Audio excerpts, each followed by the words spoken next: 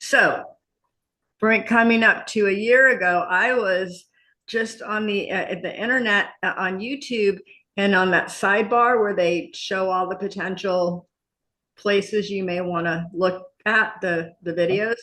There was a eco community in Nicaragua, and so I watched it. It was you guys, and I said, "Oh my God, these places look so cute." It was about Ava, Yeah.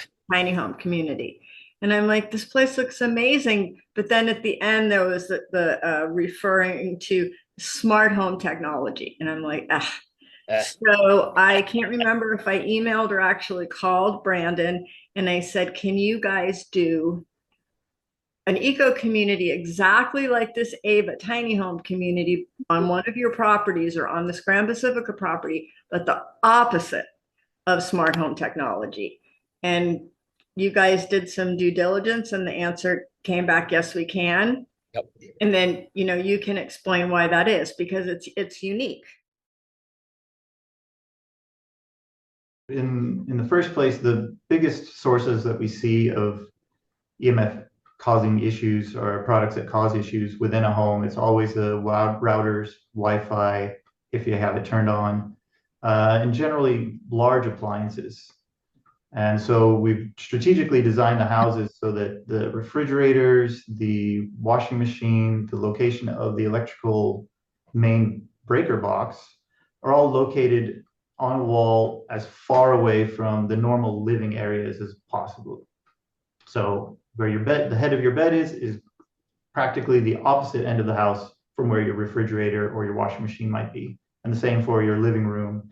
So those areas where you're going to spend most of your time, most likely, most people, where they'll spend most of their time, they're going to be at a good distance from those appliances. In addition, those appliances are placed on an exterior wall, so you'll never have the option or the possibility of having your, a refrigerator backing up against a wall with a bedroom on the opposite side. I was extremely happy that the readings I got in the area where this community will be, it was extremely low, much, much lower than almost anywhere I've tested in the US. Make sure that the plaster, for example, is installed correctly. And we're testing it not just for EMFs, but also for physical durability to make sure that by adding something to the wall, we're not creating a failing point Right. in the wall.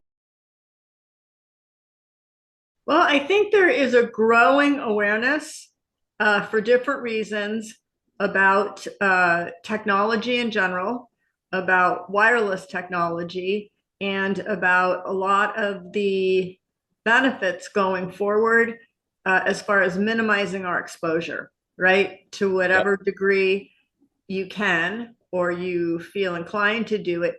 And then there's hundreds of thousands of us that we call ourselves EMF refugees, or canaries in the coal mine, where we feel very unwell. It's hard to function. And I think that's going to be happening to more and more people. And I don't want to scare anybody. I don't want to be a fear monger of any kind. But the reality is these are non-native frequencies. They don't match the frequencies of the human brain. They don't match the frequencies of any biological life form. Our brains, our nervous system, our hearts. It isn't just humans. It's the trees, it's the bees, it's the birds, it's the animals. Yeah, so with radio frequency, typically in building biology, we're measuring in microwatts per square meter.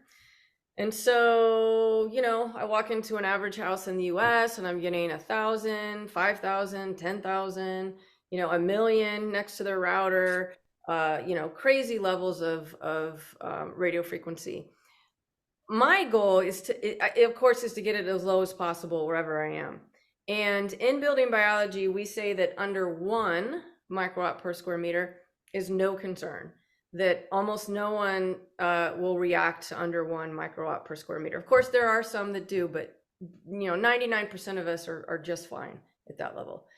And then at 10, it's 1 to 10 is like, boy, if I can get it under 10, I'm stoked. And that's very hard. If we live in the city, anywhere in the city, and we've got services, it's going to be almost impossible to get it under that level. Sometimes you can, depending on, on how far out you live. But if you have cell service, that's not possible.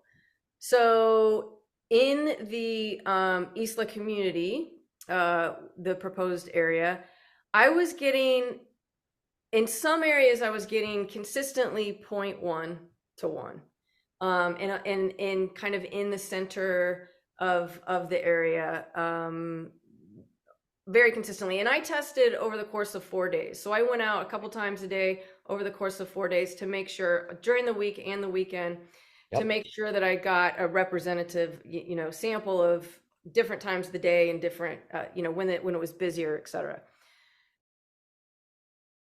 Well, the potential of the Grand Pacifica property in general, and then the ISLA site, that we picked, which, I got to see, it's very exciting, this lush teak forest and, minutes from the ocean. The ocean is amazing.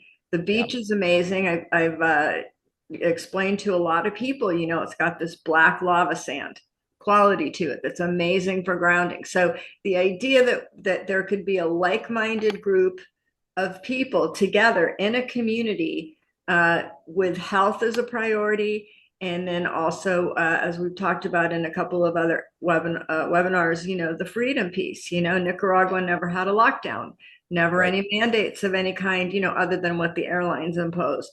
So to be together and, sharing this beautiful space, the farmers markets coming in every week, the growing our own food together, the projects that we could do together as a community are basically endless, right? The land there, just the beach, the air quality, the energy there is just on its own extremely healing and beneficial. So we've got both things here, which for me are equally as important. So right.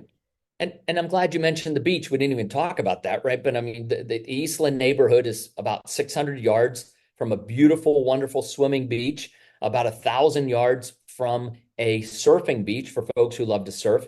And as Karen pointed out, which I did not know, the incredible properties of black sand, of volcanic, magnetically charged black sand. And parts of these beaches are exactly that. And they're, 600 yards away. I mean, 500, or a 5-minute stroll, right? I mean, so you're at the beach and it's Pacific Ocean and it's 80 degrees. So it's warm Pacific Ocean, which is kind of nice too.